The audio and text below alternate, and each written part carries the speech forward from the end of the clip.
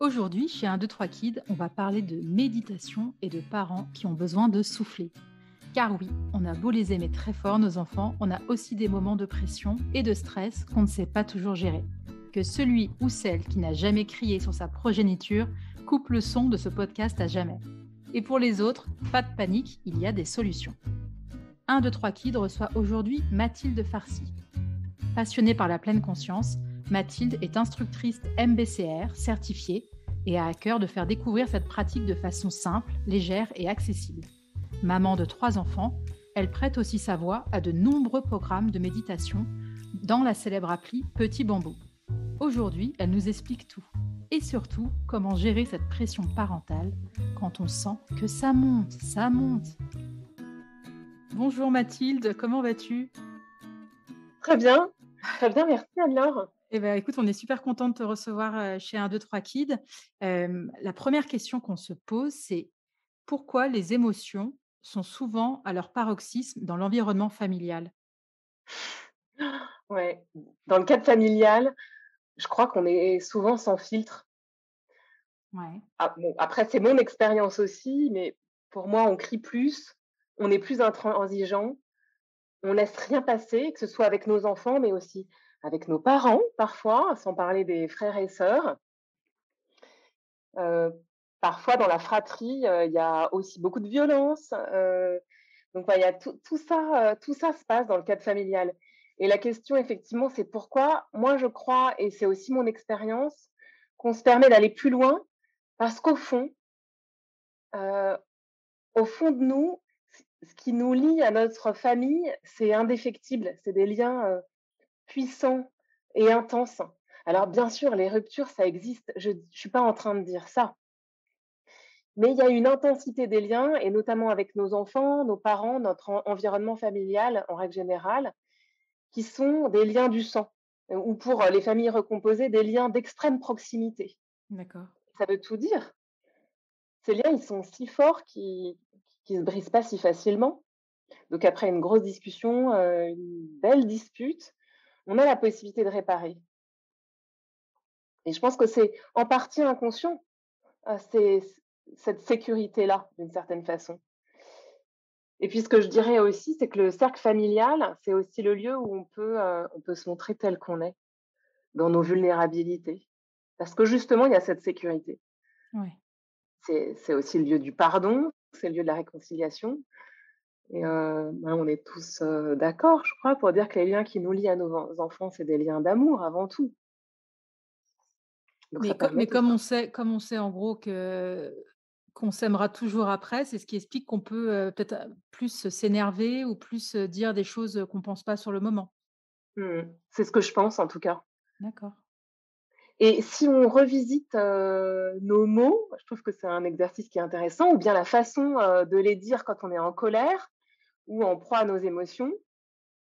Jamais on se permettrait la même chose avec un collègue de bureau, avec un ami, avec un voisin. On prend beaucoup plus de précautions, on va mettre la forme, même si on n'en pense pas moins parfois.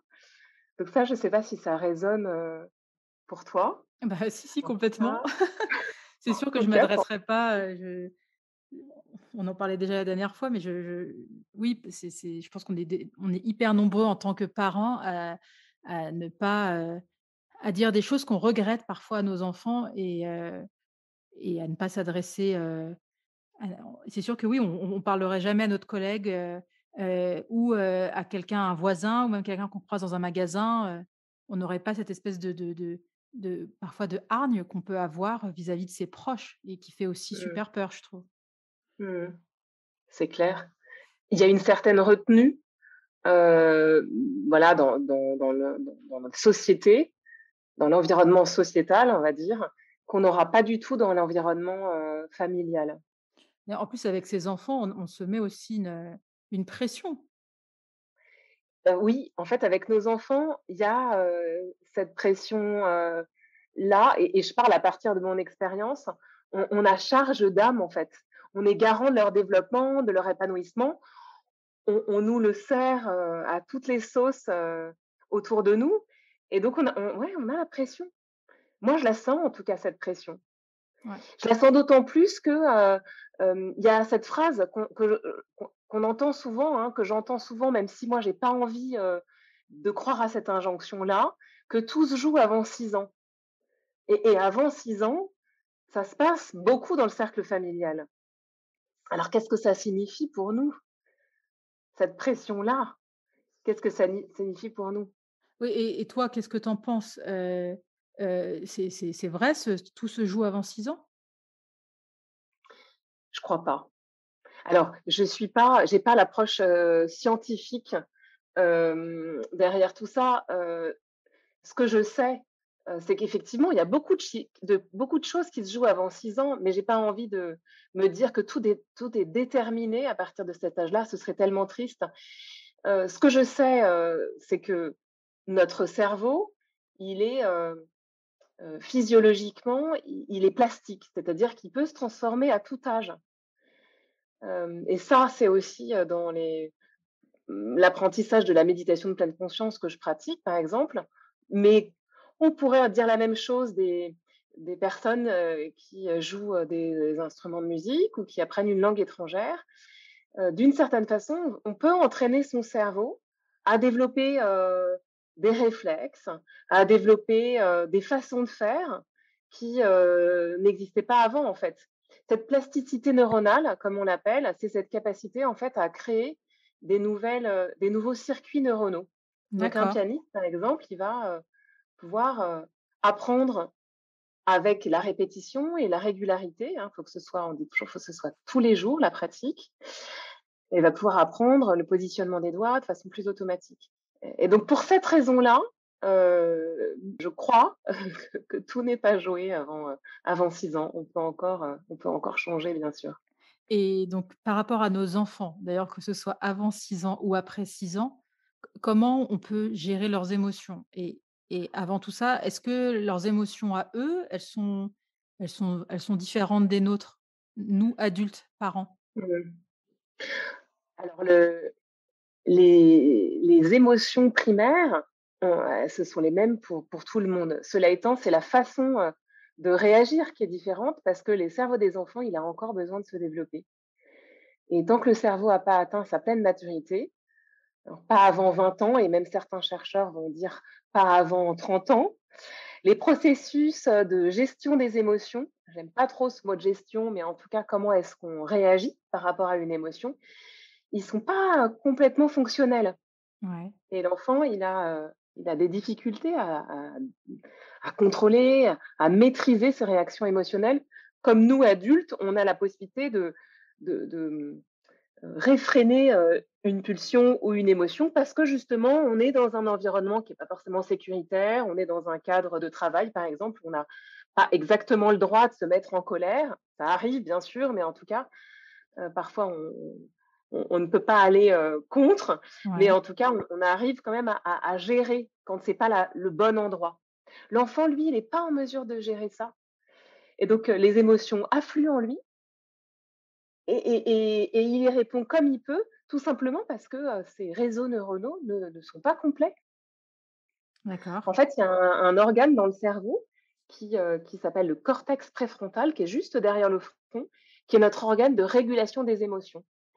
Et quand on est enfant, quand on est ado et quand on est jeune adulte, puisque ça va jusqu'à 20 ans ou même peut-être au-delà, ce cortex préfrontal, il peut pas jouer complètement son rôle. Donc moi, pour moi, le message principal, enfin en tout cas ce qui m'aide, en cas de colère, non gérée, colère, surprise ou même disproportionnée, c'est vraiment se dire que, de pas attendre en fait à ce que nos enfants réagissent, comme des adultes. Ils ont pas les mêmes capacités. Ouais.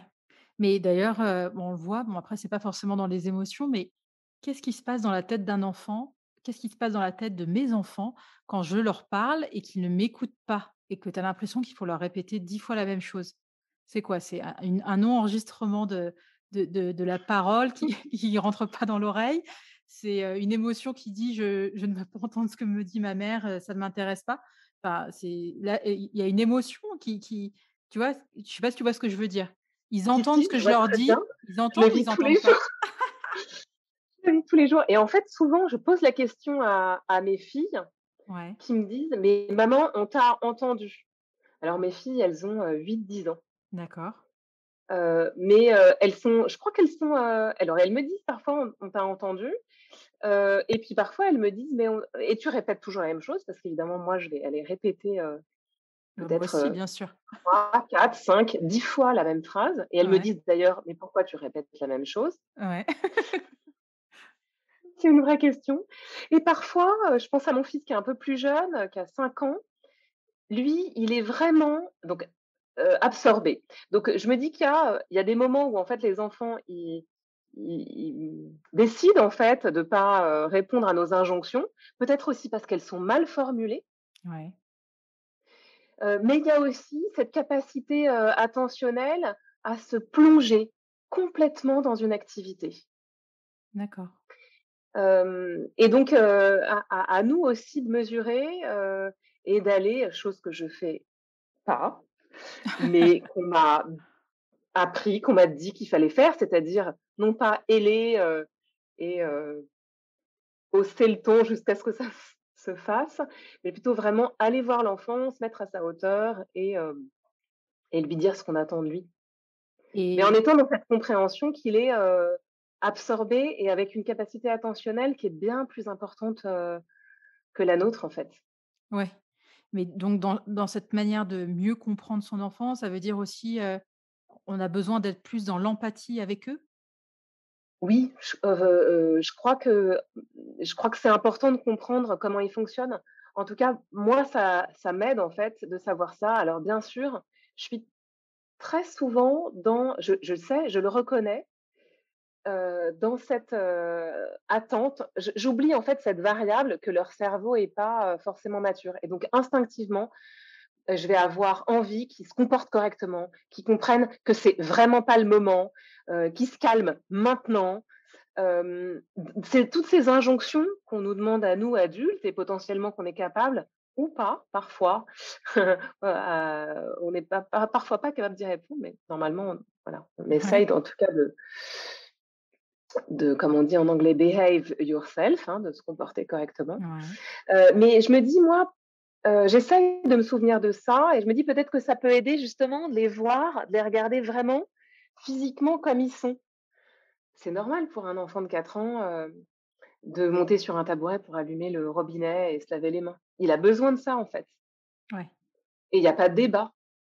Bah, pour vivre leurs émotions, c'est pareil, ils ont besoin d'aide, ils ont besoin d'accompagnement, ils ont besoin qu'on comprenne, qu'on soit donc empathique par rapport à cette situation où, ben, oui, ils sont, encore différents. Ils sont différents pour plein de choses, physiquement, mais aussi mentalement.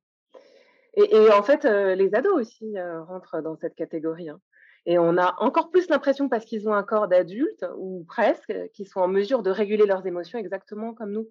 Et au contraire, bon là, c'est encore un autre débat. Il y a d'autres choses qui rentrent en compte dans la partie physiologique de l'adolescent. Ouais. Hem, mais je trouve que c'est intéressant de faire ce parallèle, de les voir, de les regarder. Ils sont petits et dans leur cerveau, c'est pareil, c'est pas mature encore.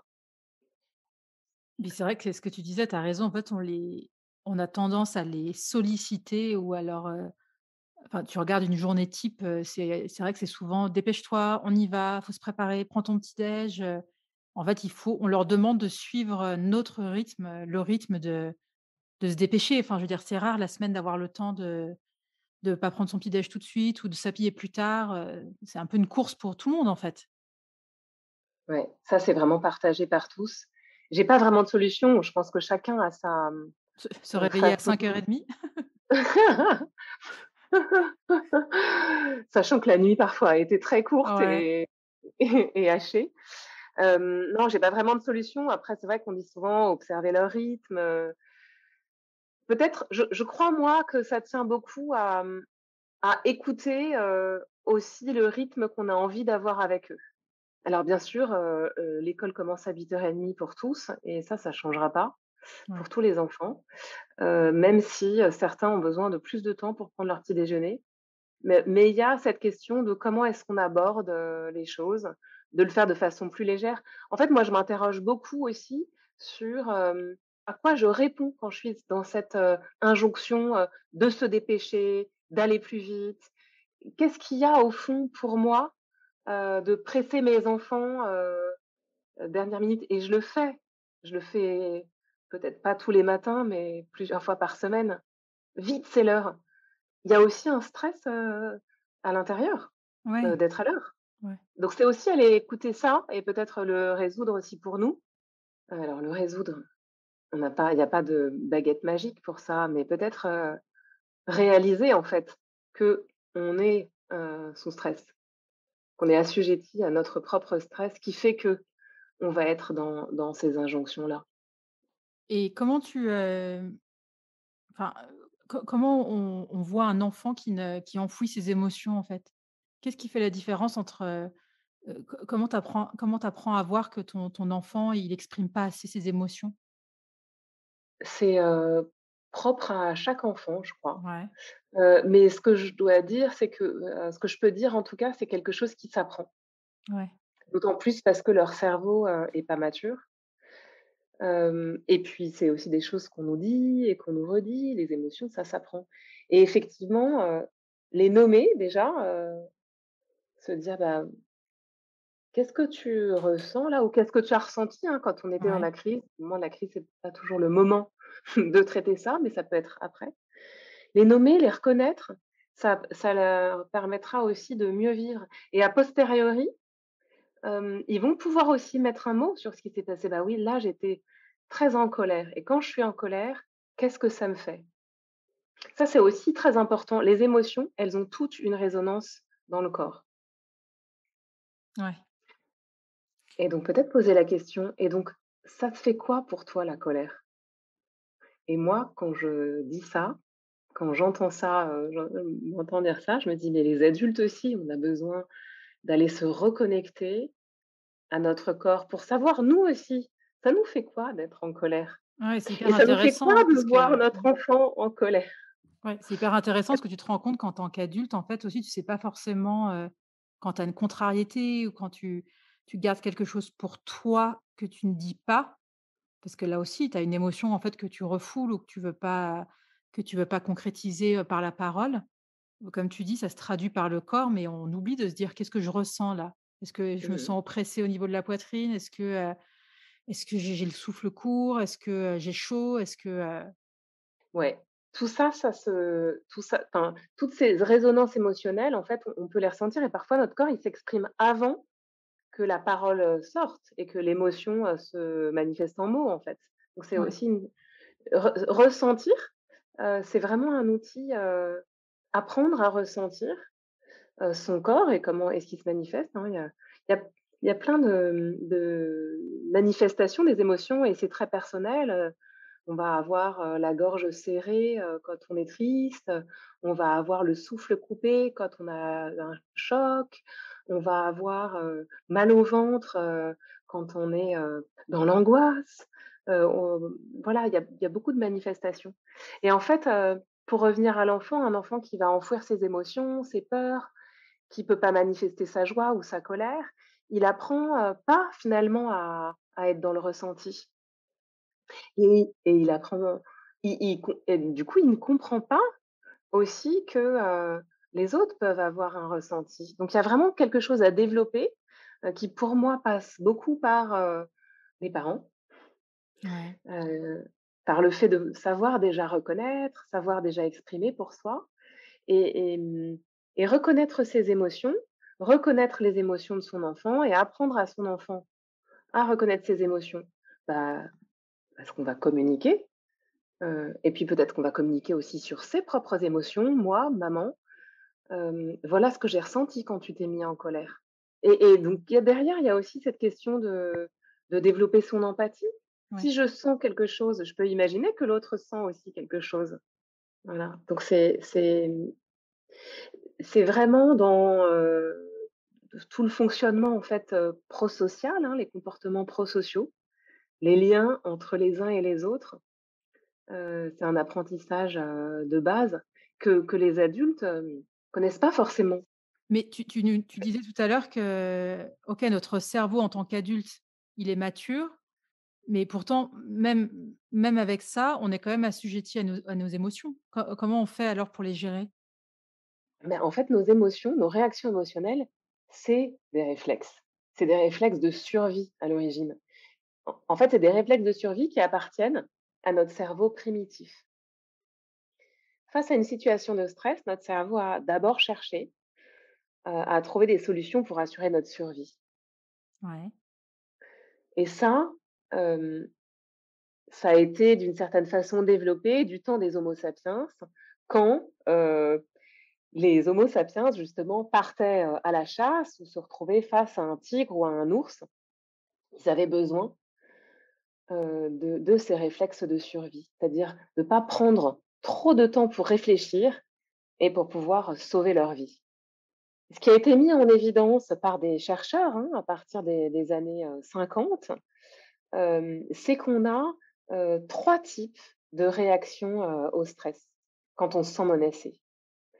C'est la lutte, la fuite ou l'immobilisation qui surviennent presque instantanément en réponse, en réaction à un stimuli de stress. Alors c'est soit l'un ou soit l'autre, bien sûr. Et ces chercheurs, c'est un moyen mnémotechnique, ils les ont appelés les 3 F pour fight, la lutte, l'agression, flight pour la fuite Ouais. ou freeze pour l'immobilisation. Et ce qui est expliqué après par, un chercheur, un docteur qui s'appelle le docteur Hans Seil, qui est vraiment celui qui a nommé en fait, qui a défini, le stress, c'est que ces, réactions, elles sont aussi physiologiques et on sait que le stress s'exprime dans le corps. Parce que ça, c'est ce qu'on a gardé, voilà, de notre cerveau primitif et qui fonctionne toujours. Mais sauf qu'aujourd'hui, on rencontre plus ni tigre ni d'ours sur le chemin du travail, en fait. Ouais. Donc le tigre ou l'ours s'est transformé en un mail de notre boss, un message, potentiellement d'un client ou tout autre élément stresseur ou une colère impromptue de notre fils ou de notre fille, de notre enfant à 8h29, Ouais. au moment d'enfiler, les chaussures alors que c'est l'heure de l'école. Ça peut être aussi un élément, stresseur, beaucoup plus important d'ailleurs, hein, Oui. je minimise rien. Mais tout ça pour expliquer qu'il y a vraiment un schéma réactionnel de fuite, de lutte ou d'immobilisation qui est inscrit dans nos gènes. Et donc, bah, comme c'est inscrit dans nos gènes, c'est très compliqué d'aller à l'encontre de ces réactions-là. Donc, qu'est-ce qu'on peut faire? Ouais. Qui serait peut-être la question d'après, qu'est-ce qu'on peut faire? En fait, pour moi, le fait de comprendre ça, de comprendre que j'étais d'une certaine façon, quand j'étais assujettie à mes émotions, je suis aussi assujettie à un schéma réactionnel, instinctif, parce que Ouais. c'est vraiment le mot. Ça me permet aussi d'abord, ça me permet d'être aussi plus bienveillante avec moi. Notre, autocritique, hein, notre jugement, personnel sur nos actions, il est souvent très fort. Sur les autres aussi, il existe, mais sur nous, il est souvent très fort. Ça rajoute beaucoup de pression. Ouais. Donc déjà comprendre que ce schéma de fonctionnement, j'en suis d'une certaine façon pas complètement responsable et qu'en plus je le partage avec tous les humains de cette planète, c'est quand même très aidant. Hem Ce que je me dis aussi, c'est que me permet de comprendre en fait ce qui se passe très concrètement et potentiellement de déceler, même si c'est a posteriori. Tiens, j'ai eu cette réaction, maintenant je sais un peu plus pourquoi. Je sais que c'est automatique. Donc Ouais. moi j'inviterais vraiment à aller observer. Peut-être en prenant un temps après, une tempête émotionnelle, prendre un pas de recul et quelquefois on a besoin de laisser retomber la pression, Ouais. pour essayer de comprendre: «Mais qu'est-ce qui s'est vraiment passé en fait? Pourquoi est-ce que je me suis mise à hurler, sur, mon fils ou ma fille, qui, ne faisait pas ce que je lui demandais?» ou alors, hem, réagir de façon très véhémente, à un chagrin, qui nous semble à notre échelle que complètement insignifiant parce qu'on n'a pas la bonne couleur d'assiette, par exemple. Donc essayer de se dire: «Bah, tiens, pourquoi est-ce que j'ai réagi aussi fortement alors que ça en valait peut-être pas la peine?» Et ainsi voir si on peut pas apporter une réponse plus adaptée à la situation. Donc peut-être que ça peut aussi nous aider à revenir vers l'enfant et à lui dire: «Bah, tiens, en fait, là, je me suis mise en colère et peut-être que c'était trop fort». Oui. Mais voilà, donc activer aussi, le lien, en communiquant aussi et je pense que c'est hyper apprenant, pour les enfants, Oui, si mais on arrive à communiquer avec eux. complètement. Alors là, ça va être mon côté un peu égoïste qui va parler, mais quand on est parent, alors OK, on peut analyser a posteriori pourquoi on a crié, mais comment on peut savoir qu'on a besoin de souffler justement? Comment on peut anticiper et se dire: «Là, je commence à être en surchauffe», Mmh. enfin, tu vois? Comment on peut anticiper? Ouais. Bon, déjà, le principe, c'est qu'on est tous différents. Enfin, on a tous, nos niveaux, heu, d'absorption, de cris, d'énervement ou de tension et puis quelquefois, ça dépend aussi des moments. Ouais. Il y a des moments où on a du stress aussi ailleurs que dans le cercle familial et donc ça va s'exprimer, à cet endroit-là. Donc ça dépend, chacun est différent et selon les moments, c'est différent. Se rappeler peut-être de ça et puis aussi peut-être se rappeler que les émotions, elles s'expriment dans le corps et que, en écoutant notre ressenti, on peut, aussi, ça peut aussi nous aider à déceler ces moments qui vont précéder les crises. Moi, je sais que physiquement, je sens quand la tension monte. J'ai, un nœud dans la gorge, le rythme du souffle, je je sens et d'ailleurs, il y a plein d'expressions dans la langue française qui vont illustrer ces moments-là. Je suis prête à éclater, ma colère la moutarde me monte au nez, Ouais. c'est hyper, dans le ressenti, la colère me monte à la tête, il pousse le bouchon et on s voilà, il pousse le bouchon, ça veut dire qu'il y a de la pression. Il y a un côté assez rigolo. D'ailleurs, c'est peut-être une invitation à le prendre avec plus de Ouais. légèreté aussi.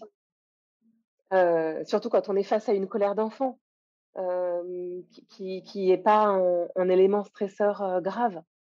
Donc comment, savoir qu'on a besoin de souffler?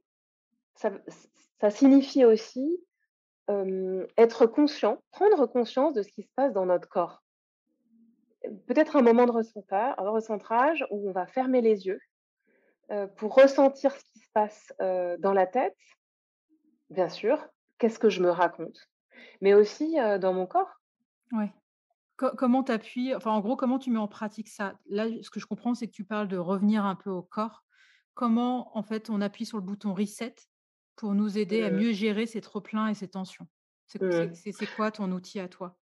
Ouais. En fait, il y a plusieurs moments pour moi.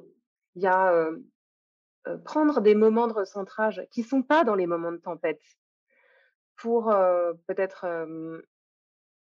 ou qui sont juste après. Parce que quelquefois, on se sent pas très bien et on a besoin aussi de revenir sur ce qui s'est passé. Donc ça, j'en ai d'une certaine façon un petit peu parlé. Ouais. Donc un moment de recentrage, on va fermer les yeux pour ressentir ce qui se passe. Donc c'est un temps d'introspection, hein. On va, ben, s'interroger sur nos émotions en se disant: «Ah, tiens, je ressens quoi? Et ça qu'est-ce que ça appelle, en fait, ce type de ressenti?» Et puis, quand on est sur le moment et qu'on sent que ça monte, on sent que la moutarde monte au nez, par exemple, moi, mon outil à moi, c'est, la méditation de pleine conscience. C'est vraiment être présent à ce qui se passe, reconnaître ce qui se passe aussi pour soi. Ouais. Et moi, ce que ça m'a appris, c'est à sentir ce qui se passe dans mon corps, à développer en fait cette qualité-là. Est-ce qu'il y a des tensions? Est-ce que justement je respire différemment? Est-ce que je sens qu'il y a quelque chose qui coince dans la gorge? Et et tout simplement effectivement, que je sens que, le bouchon va bientôt éclater. Enfin, voilà, si je reprends sur ces expressions de la langue française qui sont finalement assez parlantes. Donc il y a toute, enfin pour moi en tout cas, cet a apprentissage, de la méditation, m'aide. Ouais. Alors si je peux en dire un petit peu plus, Vas-y. de ce que c'est. En fait, le constat, aujourd'hui, que je partage, mais qui est aussi un constat scientifique, hein, finalement, c'est qu'on passe beaucoup de temps dans nos têtes. en particulier avec toutes nos notifications, notre téléphone, ordinateur, et cetera, on est vraiment, happé, dans, ce qui se passe dans la tête et je crois que le corps, les sensations du corps, on les a, vraiment oubliées. Alors que finalement, c'est en revenant au ressenti qu'on peut aller décoder, ce qui nous arrive Ouais. et aussi, se calmer, prendre du recul et revenir au moment présent. D'une certaine façon, on prend du recul par rapport, à l'émotion, hein. C'est quitter le champ de l'émotion, peut-être juste un instant pour revenir au corps et c'est ça, en fait, la méditation de pleine conscience. C'est aller, peut-être se poser, quelques minutes ou ça peut aussi durer un instant, se poser pour, revenir, tout simplement au corps, peut-être à la respiration qui est une ressource, qui est, incroyable, qui est toujours à notre disposition. On respire, à chaque instant de notre vie, Ouais. mais on oublie généralement. On n'a pas du tout conscience qu'on respire et comme c'est un mouvement, en fait, on peut y revenir. Donc moi, je pourrais, déjà inviter à faire ça dans le premier geste de méditation, c'est revenir à la respiration, ressentir le corps, s'immobiliser, fermer les yeux et ressentir, comment est le corps. Et en plus, ça, on peut le faire même, ça peut être 3 minutes par jour, 5 minutes par jour. En fait, on peut se poser juste un instant et ça peut déjà faire redescendre la pression. Exactement. En OK. fait, bien sûr, dans la pratique de la méditation, pour, justement activer ces schémas neuronaux, quand je parlais de plasticité neuronale et développer, cette qualité, d'être, on va dire, ou d'attention, de présence à soi, il faut pratiquer régulièrement. C'est pas magique. Ouais. Donc ça, je vais être très claire là-dessus. Cela étant, quand on pratique pas la méditation, déjà, revenir au souffle, c'est une ressource incroyable, juste se souvenir. C'est vrai, quand on pratique la méditation de façon régulière, on va avoir plus le réflexe, d'une certaine façon, de revenir au souffle. On va y penser, en fait. Donc, la pratique, on va dire formelle, hein, celle où on s'assoit et on reste plusieurs minutes immobile en posant la respiration sur le souffle, elle va permettre d'aider et un peu d'infuser le reste de notre journée pour que dans les moments, qui sont plus les moments de tempête ou de crise, on soit plus à même de penser au souffle. Mais sinon, moi, j'utilise un outil qui est assez simple à retenir parce qu'en fait, c'est un acronyme. Ouais. Ça s'appelle le STOP, OK. S-T-O-P. En fait, le stop, comme son nom l'indique, c'est juste une façon de se poser, et ça peut durer quelques secondes. En fait, le S, du stop, c'est Ouais. déjà stop, j'arrête et j'arrête ce qui se passe. Je prends une seconde d'arrêt. Le T de cet acronyme STOP, c'est un temps de respiration, un temps d'ancrage, hein. Ce mot ancrage, c'est vraiment l'idée d'aller poser notre attention sur le souffle et de suivre, le va-et-vient du souffle, hein. Il y a l'inspire, il y a l'expire. Donc on prend un temps de respiration. O. Une fois que j'ai pris, ce temps d'ancrage, je vais observer ce qui se passe.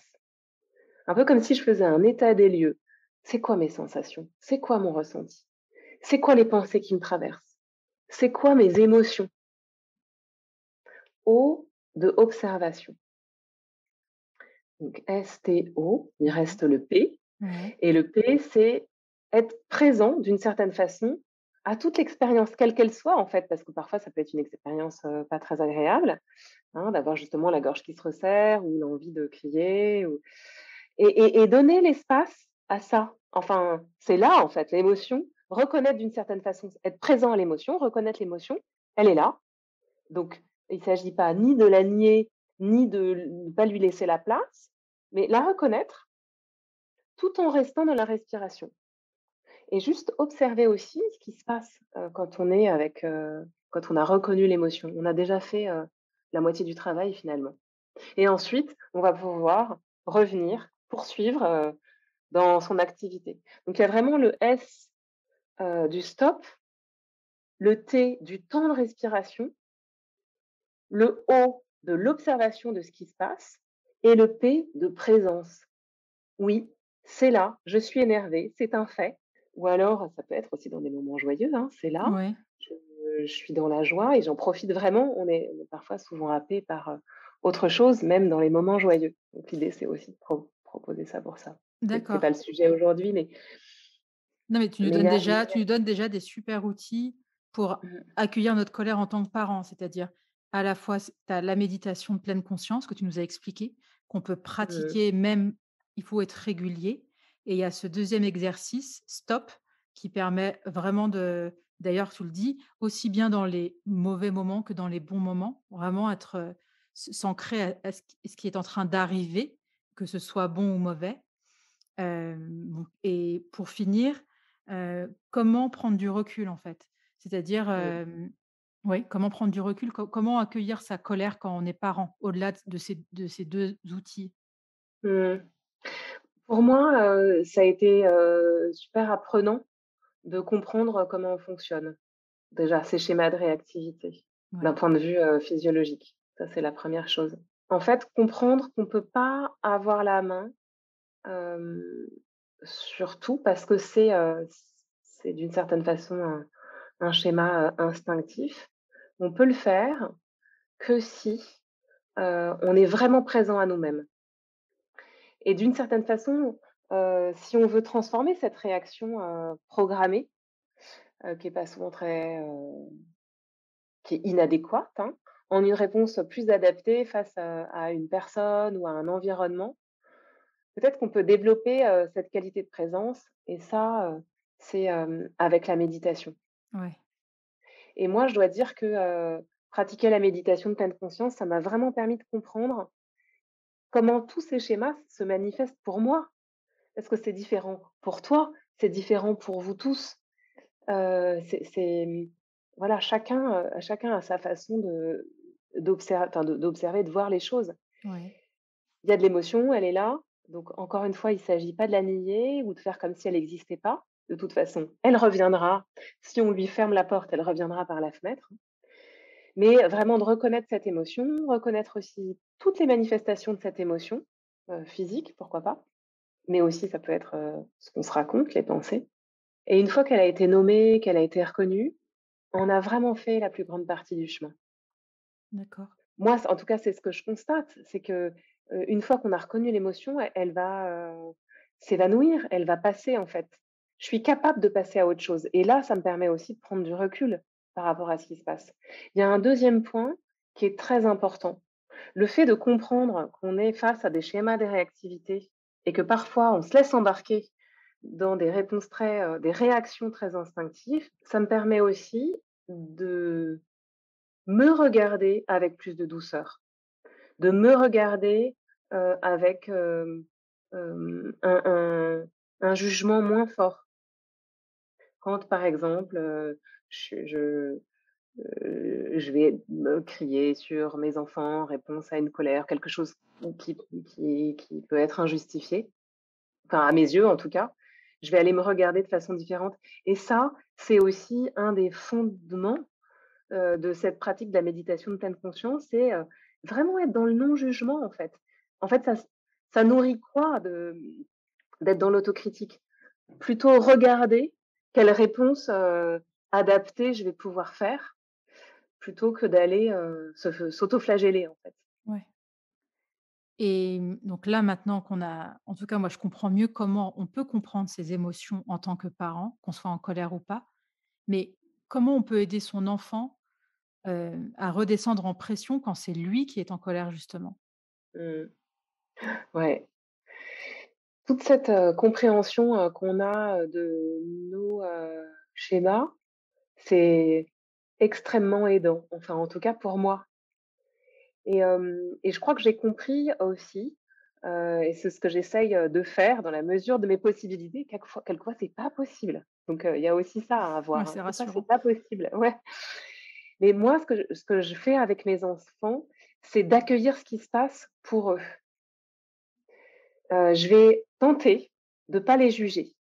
Après la colère, on pourra aller, expliquer, rationaliser, donner éventuellement les règles, mais au moment où ça se passe, hem, je vais, les inviter à revenir, au corps, aux sensations du corps, hem, à rétablir aussi le lien, parce que quand on est dans la dispute, il y a quelque chose qui s'est cassé, d'une certaine façon, et je vais ouvrir les bras, les prendre dans mes bras, et en fait, c'est assez amusant parce que mon fils de 5 ans, donc c'est le plus jeune, c'est lui qui vient à moi quand il se met en colère.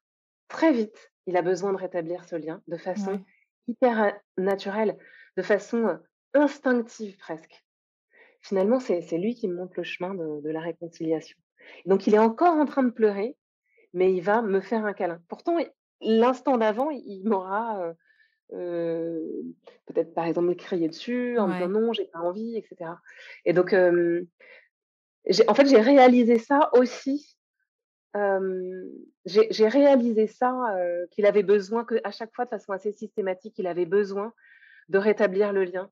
Donc c'est quelque chose qu'on fait de façon, que moi, en tout cas, j'essaye de faire, et lui, il me pousse à le faire.